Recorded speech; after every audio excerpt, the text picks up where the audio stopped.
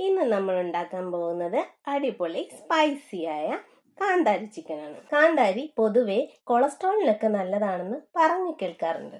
എന്നാ പിന്നെ കാന്താരിയുടെ കൂടെ കുറച്ച് പ്രോട്ടീനും കൂടെ ആയാലോ? എന്നാ പിന്നെ കാന്താരി ചിക്കൻ ഉണ്ടാക്കാൻ തുടങ്ങിയാലോ? അതിനായി ഒരു പാത്രത്തിൽ മഞ്ഞപ്പൊടി ഇട്ട് കഴുകി വൃത്തിയാക്കി 1/2 കിലോ ചിക്കൻ ഇടുക. അതിലേക്ക് പകുതി നാരങ്ങ നീരും ഉപ്പും കുരുമുളകും ചേർത്ത് മിക്സ് ചെയ്ത് അരമണിക്കൂറോളം വെക്കുക.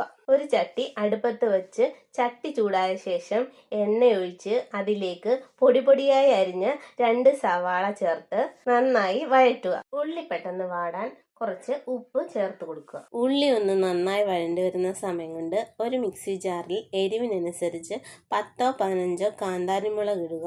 കൂടെ 1 കപ്പ് മല്ലിയിലയും 1 സ്പൂൺ പെരുംജീരകവും ചേർത്ത് ചതച്ചെടുക്കുക. ചതച്ച് വെച്ചിരിക്കുന്ന കൂട്ട് വഴറ്റിയ ഉള്ളിയിലേക്ക് ചേർത്ത് മിക്സ് ചെയ്ത് നന്നായി മൂപ്പിച്ചെടുക്കുക.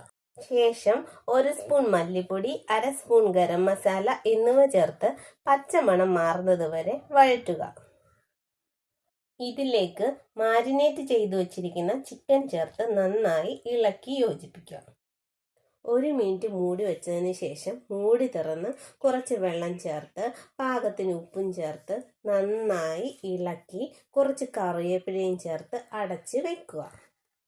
വെള്ളം ഒന്ന് വറ്റി മസാലയെല്ലാം നന്നായി ചിക്കനിലേക്ക് പിടിച്ച ശേഷം കുറച്ച് പെരുംജീരകം തിരുമ്മി ചിക്കനിലേക്ക് ചേർക്കുക.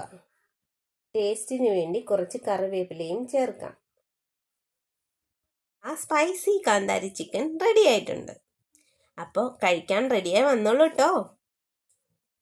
അപ്പോൾ പിന്നെ മറക്കണ്ട, ഈ വീഡിയോ ഇഷ്ടമായാൽ ലൈക്ക് ചെയ്യണം, സപ്പോർട്ട് ചെയ്യണം, സബ്സ്ക്രൈബ് ചെയ്യണം. താങ്ക്